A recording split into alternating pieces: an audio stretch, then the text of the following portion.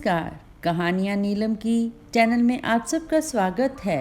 हमारी आज की कहानी है समय का चक्र।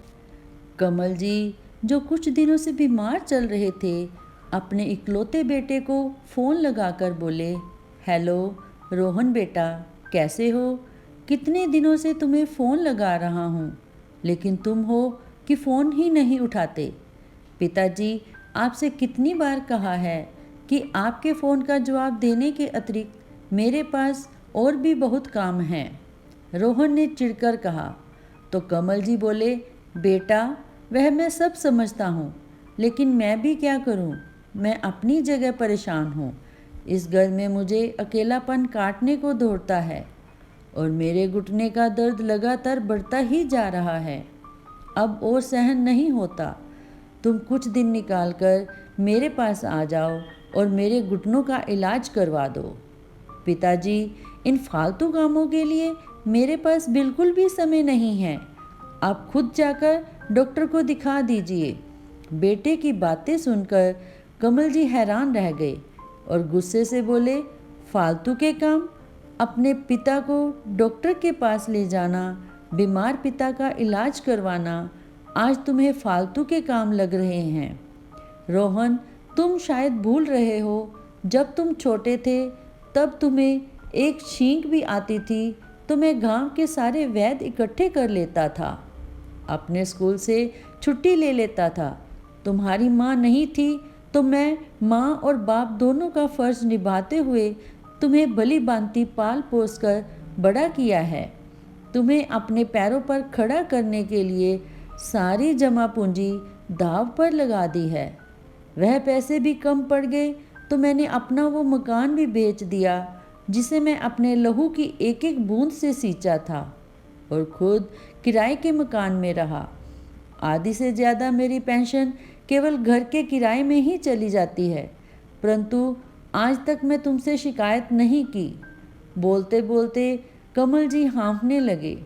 अपने पिता के मुंह से यह सब बातें सुनकर दौलत की चकाचौंध में डूबा हुआ रोहन अचानक ज्वालामुखी के लावे की तरह फूट पड़ा।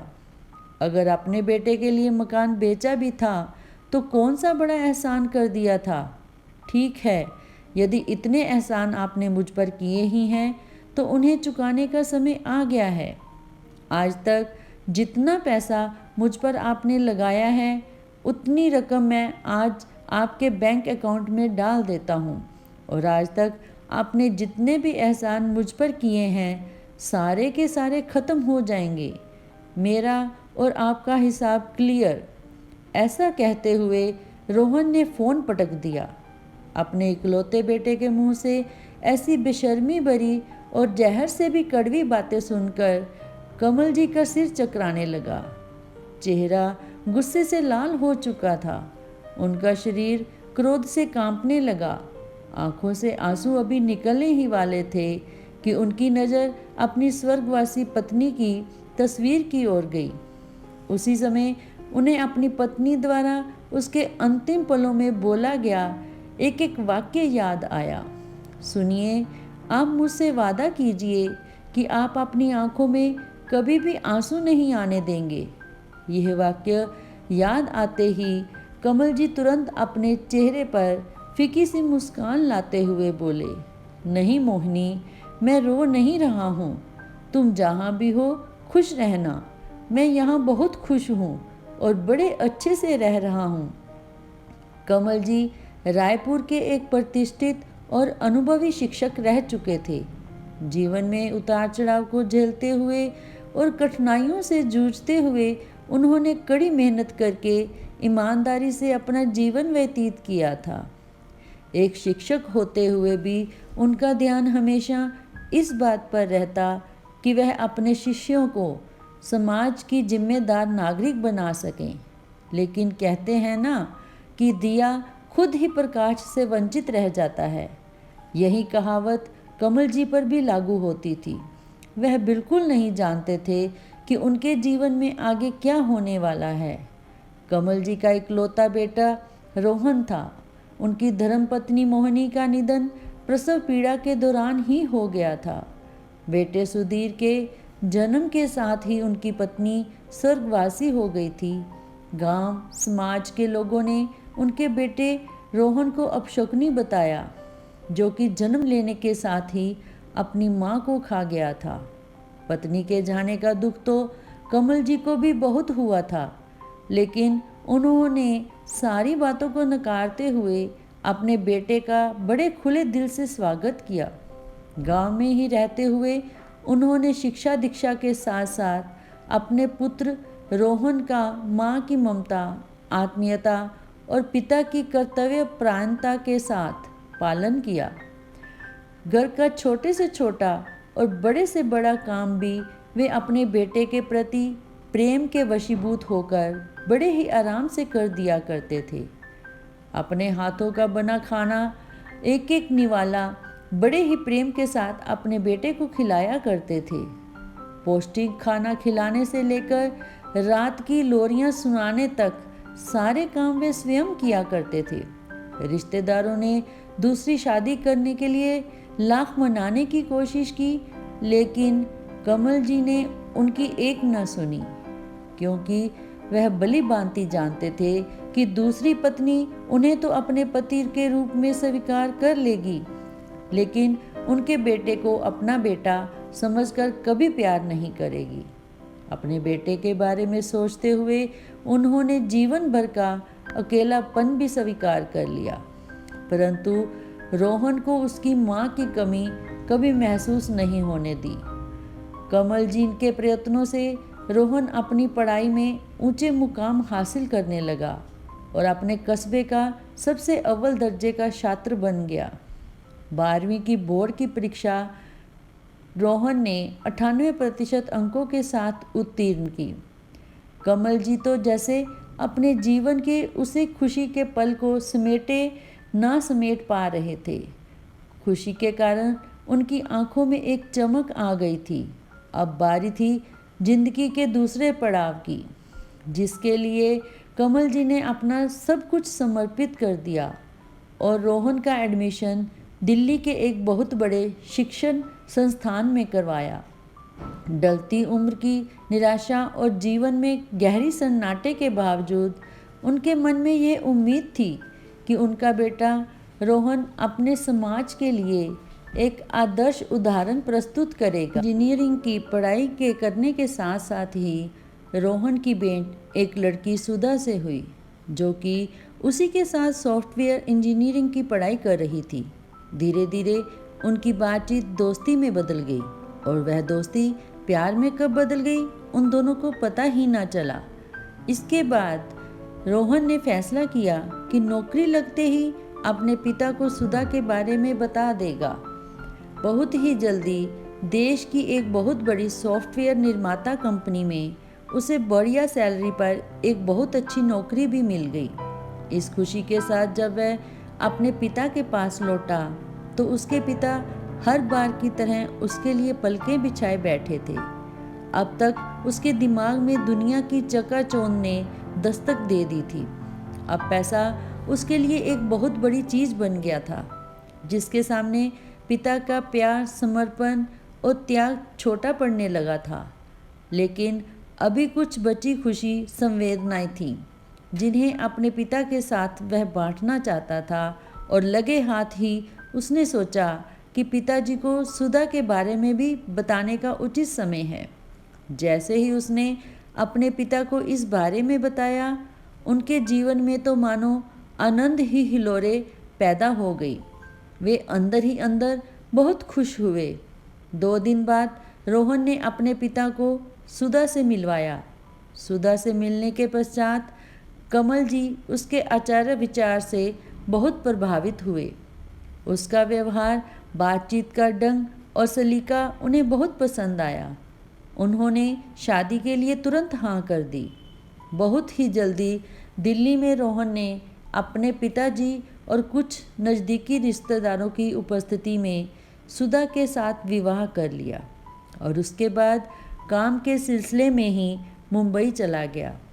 लेकिन रोहन वहाँ जाकर वहीं का ही होकर रह गया और अपनी पत्नी के साथ मुंबई में ही सेटल हो गया। परंतु दूसरी ओर उम्र के इस पड़ाव में कमल जी का अकेलापन अपनी चरम सीमा तक पहुंच गया। पहले तो रोहन हर तीसरे चौथे दिन फ़ोन कर लिया करता था, परंतु आज कई सप्ताह बीत जाने पर भी उसके फ़ोन की घंटी सुनने के लिए कमल जी के कान तरस गए थे। अक्सर कहा जाता है कि शादी के बाद बेटा बहू के कारण बदल जाता है, परंतु यहाँ उल्टा था। सुधा हर रोज़ शाम को कमल जी को फ़ोन लगाया करती थी और उनका हाल चाल जान लिया करती थी, और अपनी बहू सुधा के मुंह से दो प्यार भले बोल सुनकर कमल जी का अकेलापन कुछ कम हो जाता था। परंतु वहीं अपने बेटे के व्यवहार से वह बहुत परेशान रह जाते थे।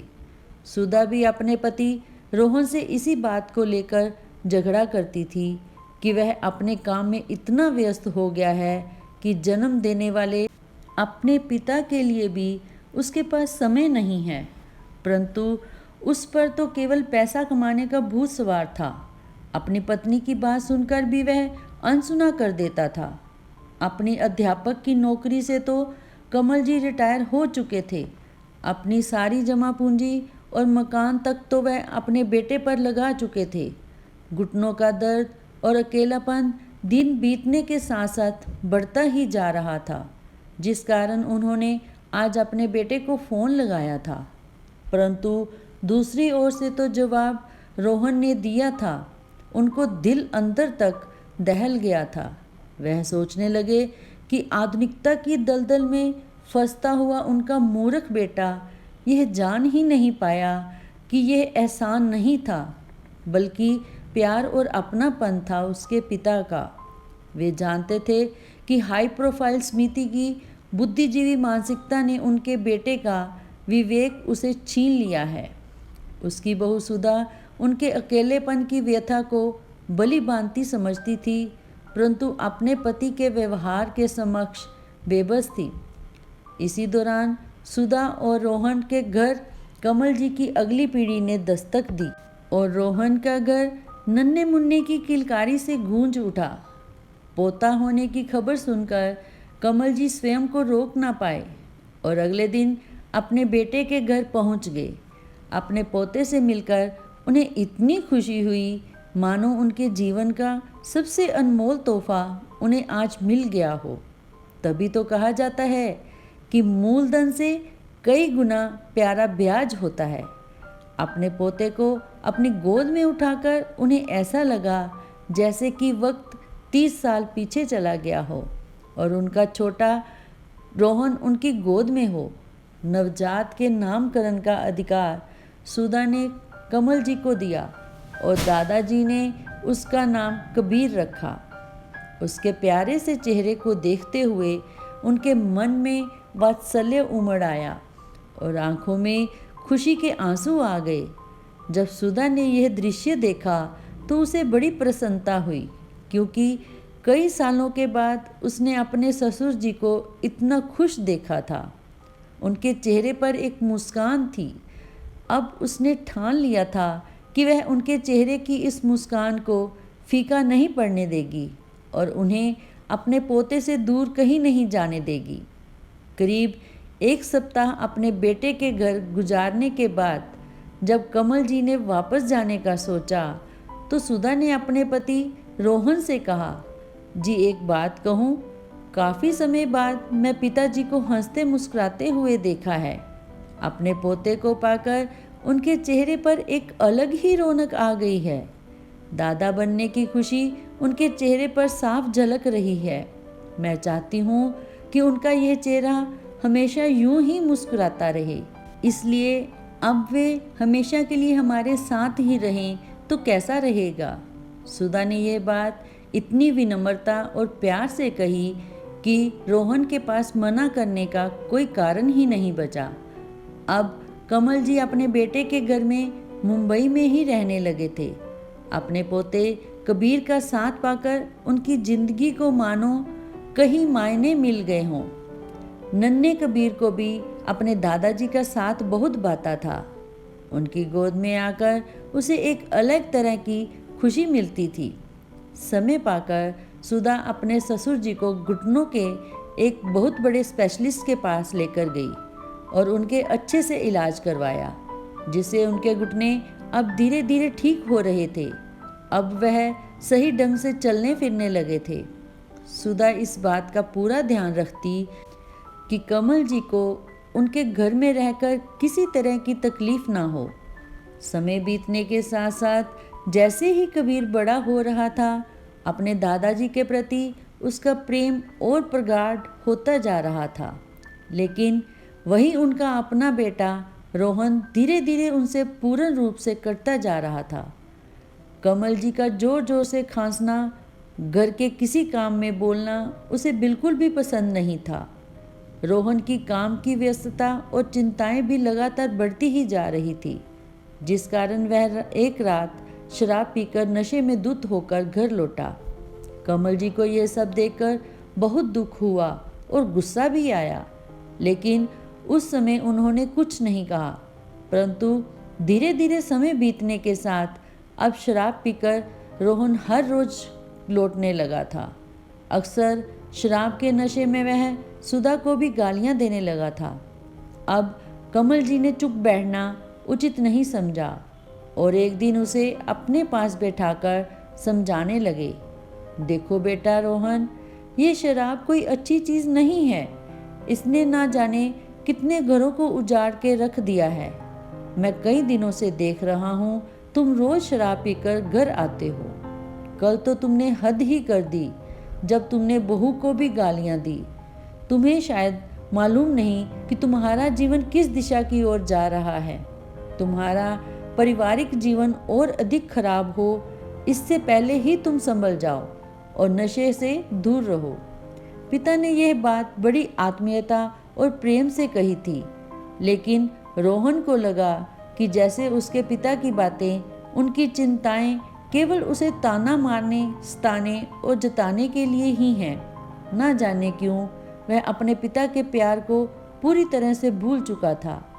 अपने पिता द्वारा समझाए जाने पर रोहन एकाएक भड़क उठा और बोला, पिताजी, आप मेरी जिंदगी में कोई दखल ना दें तो अच्छा है।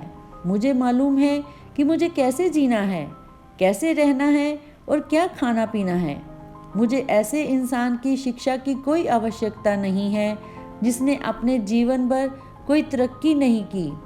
मेरी जिंदगी मैं अपने हिसाब से जीऊँगा, आपके रूढ़िवादी ख्यालात के हिसाब से नहीं। इसलिए अपनी नसीहत अपने पास रखिए। रोहन की इन बातों से कमल जी की आंखों में आंसू आ गए, परंतु उन्होंने चुप रहना ही उचित समझा, क्योंकि अब तो उनके पास गांव वाला मकान भी नहीं था जहां वो अकेले रह पाते। उनकी बहू सुधा ने भी उनकी ओर देखा और उसकी आंखों से आंसू बह निकले। बाद में उसने एकांत में अपने पति से बात करने की कोशिश भी की, उसे समझाने की कोशिश की, लेकिन सुधा को भी महसूस हो चुका था कि उसका पति अपनी तरक्की के नशे में इतना चूर है कि उसके सामने वह किसी को कुछ भी नहीं समझता। एक दिन के बाद उसके मित्र का फ़ोन आया कि आज रात उसके घर पर पार्टी है, परंतु रोहन ने हैरानी से पूछा कि तुम तो घर पर पार्टी करते ही नहीं थे, तुम्हारे पिताजी इस बात की इजाज़त नहीं देते थे। तो उसके दोस्त ने बताया, मैं अपने पिताजी को वृद्ध आश्रम में छोड़कर आ गया हूँ, क्योंकि वह मुझे स्वतंत्र जीवन जीने नहीं देते थे। उनके जाने के बाद मैं आराम से अपने मित्र की बात रोहन को बहुत पसंद आई, क्योंकि वो स्वयं भी अपने पिता की उपस्थिति में असहज महसूस कर रहा था। अब उसने भी मन ही मन तय कर लिया कि वह भी अपने पिता को वृद्धाश्रम छोड़ आएगा। लेकिन वृद्धाश्रम भेजने की बात का सुधा ने विरोध किया। उसने दलील दी कि कबीर को अपने दादाजी के साथ बहुत अच्छा लगता है और फिर पिताजी की तबीयत अब ठीक नहीं रहती। ये उनके आराम करने के दिन हैं, इसलिए हमें उन्हें अपने पास रखकर उनका ध्यान रखना चाहिए। लेकिन रोहन ने उसकी एक न सुनी और गुस्से में अपने पिता को वृद्धाश्रम छोड़ आया। उसने एक दादा को उसके पोते और बहू को अपने पिता तुल्य आश्रय से दूर कर दिया और कमल जी को पहुंचा दिया मुंबई के उस वृद्ध आश्रम में, जहां वृद्ध लोगों का वह सहारा था, आसरा था, जिसे इंसान ने ही अपनी उम्मीदों को ठोकर मारकर बनाया था। जिस समय कमल जी वृद्ध आश्रम गए थे, उस समय कबीर 7 साल का था। अपने दादा के वृद्ध आश्रम भेजे जाने पर वह बहुत उदास था।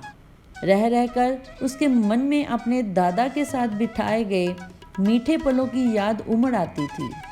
उसे वह पल याद आता था जब उसके दादाजी आंखों में आंसू लिए उसके घर की दहलीज को पार करके चले गए थे, परंतु उस समय वह विरोध करने की स्थिति में नहीं था।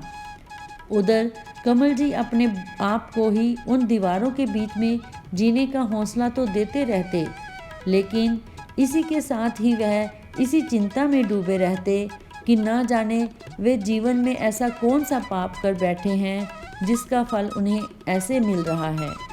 धीरे धीरे समय बीतता गया। आज कबीर 16 साल का हो चुका था और हर साल की तरह सुधा अपने बेटे को उसके जन्मदिन पर उसके दादा से मिलाने वृद्ध आश्रम ले गई और वहां जाकर कमल जी और अन्य बुजुर्गों के साथ उसने कबीर का जन्मदिन मनाया। कमल जी और उनका पोता कबीर एक दूसरे का साथ पाकर बहुत खुश थे। वे आपस में मित्रों की तरह हंसी मजाक कर रहे थे, परंतु हमेशा की तरह अलग होते समय दोनों की आंखों में आंसू थे।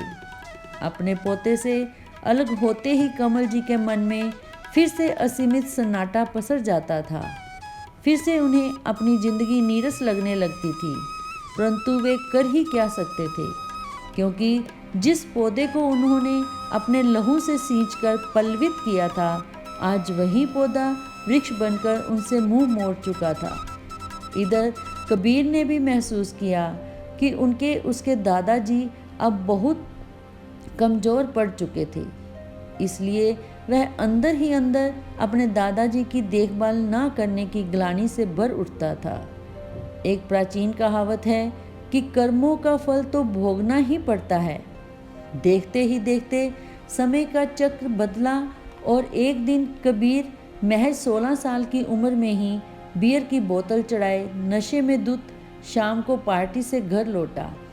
अचानक इस घटना से रोहन के अंदर का पिता जाग उठा और एक सामान्य भारतीय पिता की तरह उसने भी अपने बेटे कबीर से प्रश्न किया, क्या तुम्हारी उम्र है नशा करने की? तुम्हें शर्म नहीं आई?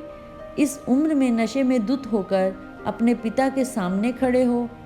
गुस्से में रोहन ने पूछा, तो जो जवाब उसे अपने बेटे कबीर से मिला उसने उसे अंदर तक हिलाकर रख दिया।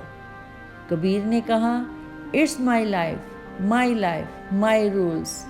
मेरी जिंदगी मुझे अपने तरीके से जीनी है, आप भी तो ऐसे ही जीते हो। क्या आपने कभी दादाजी की बात सुनी थी? तो फिर मैं आपकी बात क्यों सुनूं? फिर क्या था? रोहन ने एक जोरदार थप्पड़ अपने बेटे को जड़ दिया, लेकिन कुछ होने वाला नहीं था। आज रोहन की खुद की गलतियां ही उसके सामने उसे नीचा दिखा रही थी। अंदर ही अंदर उसे एहसास होने लगा कि जिस वृद्ध आश्रम में उसके पिता मन मारकर जी रहे हैं, वही वृद्ध आश्रम अब उसका भी इंतजार कर रहा है। कुछ सालों के बाद वह भी अपने पिता के स्थान पर होगा। उसका अतीत उसके सामने आने लगा। अपने पिता की जिन चीखों और सिसकियों को उसने अपने नशे में चूर होकर हमेशा नज़रअंदाज किया, आज उसके अपने बेटे की हरकतें उसे वह सब याद दिला रही थी। रोहन तिलमिला उठा था। उधर सुधा ने जब अपने पति को गुस्से में तिल मिलाए देखा तो आकर बोली, यदि आपने बबूल का बीज लगाया है तो आप आम की कल्पना नहीं कर सकते। जैसा कर्म आपने किया है, फल तो वैसा ही मिलना था।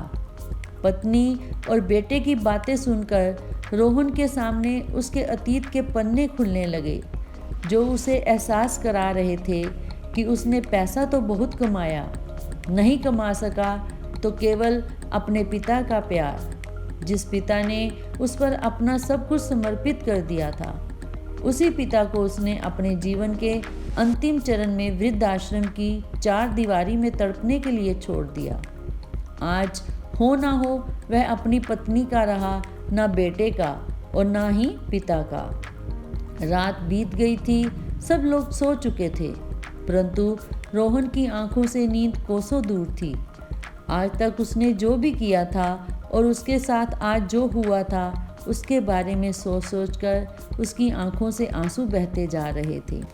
अगले दिन सुबह जब सुधा सोकर उठी तो वह देखकर हैरान थी कि रोहन नहा धोकर तैयार खड़ा था।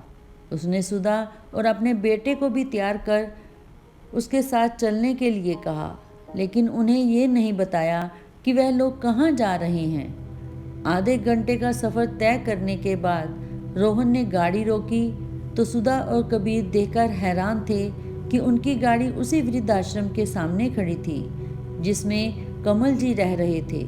सुधा और कबीर अभी गाड़ी से बाहर निकल ही रहे थे कि रोहन तेज कदमों से वृद्धाश्रम में चला गया। सामने देखा कि एक वृद्धजन लाठी का सहारा लेकर लड़खड़ाते कदमों के साथ आंगन में टहल रहे थे।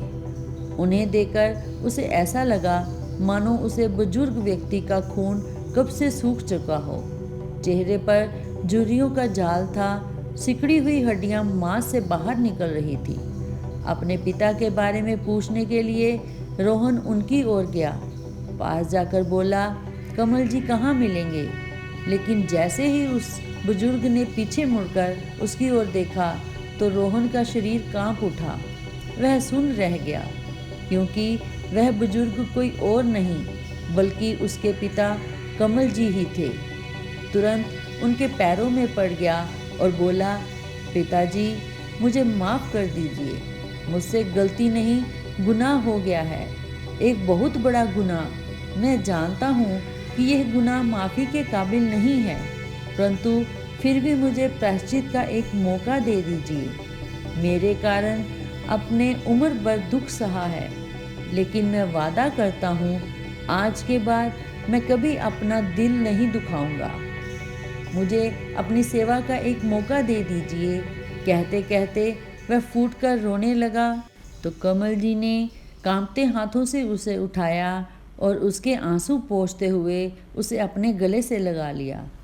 उधर यह मार्मिक दृश्य देखकर कबीर रोते हुए अपनी माँ के गले लग गया और बोला, माँ, यदि आपने मुझे उस दिन दादाजी को वापस लाने के लिए पापा को सबक सिखाने का आइडिया ना दिया होता तो आज यह सब मुमकिन ना होता। I am proud of you mom.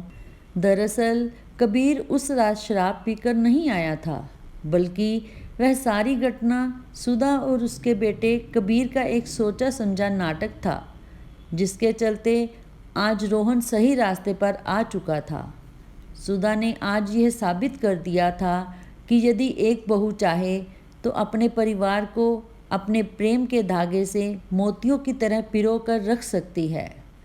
दोस्तों, अगर आपको यह कहानी अच्छी लगी हो तो कृपया चैनल को ज़रूर सब्सक्राइब करें और साथ के साथ ही बेल आइकन भी दबा दें ताकि मेरी अगली वीडियोस की नोटिफिकेशन आपको आसानी से मिल सके, और हो सके तो ज़्यादा से ज़्यादा शेयर भी करें। धन्यवाद।